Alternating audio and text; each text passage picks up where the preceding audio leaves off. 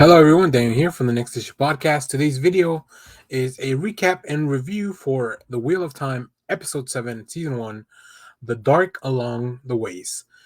Here is your spoiler warning. I will be going into spoilers. Let's talk about the premise. Let's talk about the premise of this episode, and then we'll go into the notes.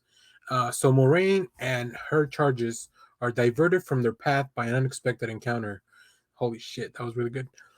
This diversion, though, reveals many things: Moraine's true goal, Lan's past, the fractures that would have grown in the group, and the identity of the Dragon Reborn.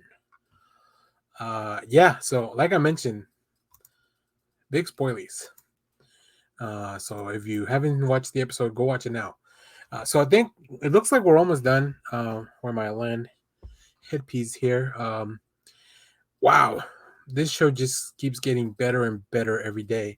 So we have this show loves doing these cold opens of like out of context scenes that then will become in context with the main premise of the episode. So we have a war scene in the snow. We meet Tigraine Mantier, and she's just kicking ass. This army all over the place, but we do see that she's pregnant, and we start seeing signs that she may be about to deliver this baby. So as she takes down multiple people, she took down so many people. It was incredible. She takes down all those people, but eventually she starts having her baby. It catches up to her.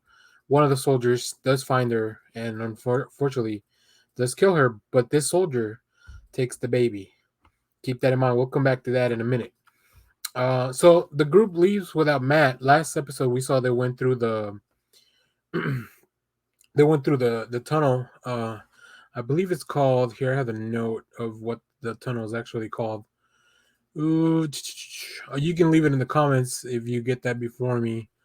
But the waste. They go into the waste, and they leave without Matt. The group is worried initially, right? We have all our charges and Moraine and Lan, the possible Dragon Reborns, but they need to get to the eye of the world to figure out what's going on. So as they are going through the tunnels and the ways, there's a little bit of interpersonal conflict between the group, but this all kind of also uh, is interfered by they are seeing signs that other people can use the ways. Other things have been using the ways, and they were not expecting that. Also, they have been warned not to channel in the ways because of the machine sheen. Hopefully, I said that some kind of right, which is the black wind that will take you in the tunnel. So as the group goes forward, they found evidence that a Trolloc is in the tunnel, that they have been using the waste to get by undetected, and that's not something that Moraine or the group had expected could happen. Um, so as the Trolloc approaches, Ewayne is forced to channel to get rid of it. This triggers the Black Wind to do it starts the Black Wind starts trying to take advantage of their insecurities, so starts whispering things into them in order to keep them there. But we do see that the Neve uses her powers to push back the wind as Moiraine opens a doorway into an alternate exit where they can find some refuge with some allies on the way along the way. So the group is able to get out. They arrive at Faldarra, who's an allied city. We meet Lord Agelmar Jada. The gang drinks, catches up. Moraine visits a tavern. With her ulterior motives, is that the barkeep here is a seer.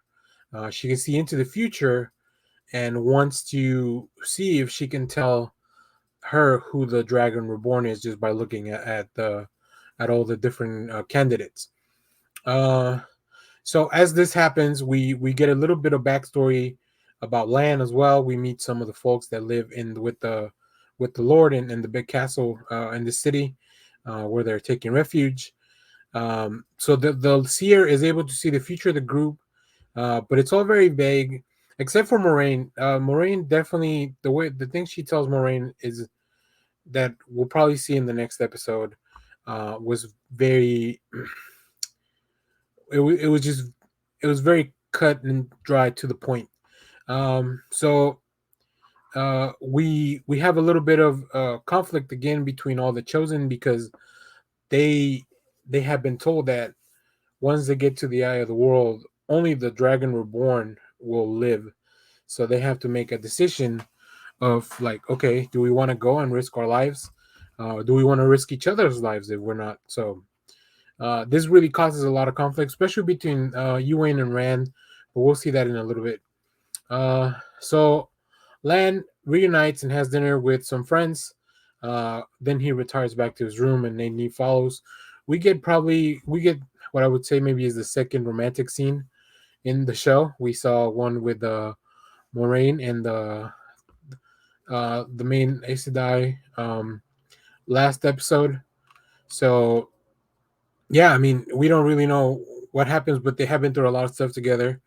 Ewayne and Rand also reconcile, and like I said, we get to learn a little bit more about Lan. We find out that he is a prince that was rescued by these people. So it's really interesting. And this episode really kind of revolves around Rand at the end of the like all towards the end. It's all leading back. And if you recall what I said about the beginning of the beginning scene, then it'll make a little bit more sense. So Rand has another nightmare slash memory where they're trying to portray what Rand's power is. If you guys recall in a previous episode, he broke down a metal door that no ordinary man should have been able to just break down. So this is kind of where we start questioning. I wrote down on my notes: is Rand the Dragon Reborn? So Rand goes to see the seer, um, and then we find out that Rand was the baby from the beginning. The soldier that picked him up is his dad, who we saw pass away in an earlier episode. Uh, and then Rand, in order to save his comrades, tells Moraine, "We need to go for the eye of the world on our own." And that's where our episode leaves. And I am so excited. I believe the season finale is coming up. So stay tuned to the channel because I can't wait. Like I said, this show just gets better and better every episode. This was a really big reveal. I did have a chat with a friend who has read the books.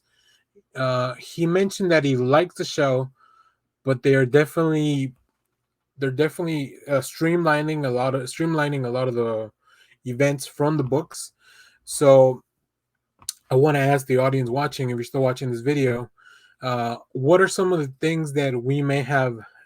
And I don't know if I want to prompt that because we may see them in the future, but what are some of the changes that maybe you feel like things that were left out of the book that could have been kept in for this season one? Things you would like to see. I know there's a lot of side characters and maybe some side stories that don't follow our protagonist per se, but I think in a longer season we could have gotten a little bit more. It does feel like the show's very streamlined. Like we're really just gonna focus on this group of people. I don't even know if in the book we get to learn a little bit more about the Dark One. Also, if you can let me know in the comments how much of the books has this season covered once the season's over, because I do want to read the books, but I don't want to read ahead of the show. Hopefully, the show will keep going. I believe we got a season renewal, season 2 announcement earlier in the year. But yeah, man, I'm so excited. Season finale coming up, and I can't wait. So thanks for watching, everyone. Remember to share, like, subscribe, hit the bell so you know when we go live. That is most Sundays, 10 a.m. Central Standard Time. We have probably one more video if the season finale happens this Friday. So stay tuned for that. We'll do a season finale / season recap video for everything and review. And then we have more comic reviews, more movie reviews. I'll also probably be checking out the Wheel of Time comics from Dynamite in the meantime, while we figure out how long it's going to be till season 2 of the show. But yeah, I'm so excited. This is one of my favorite shows of 2021 for sure. So thanks for watching, everyone. Bye bye.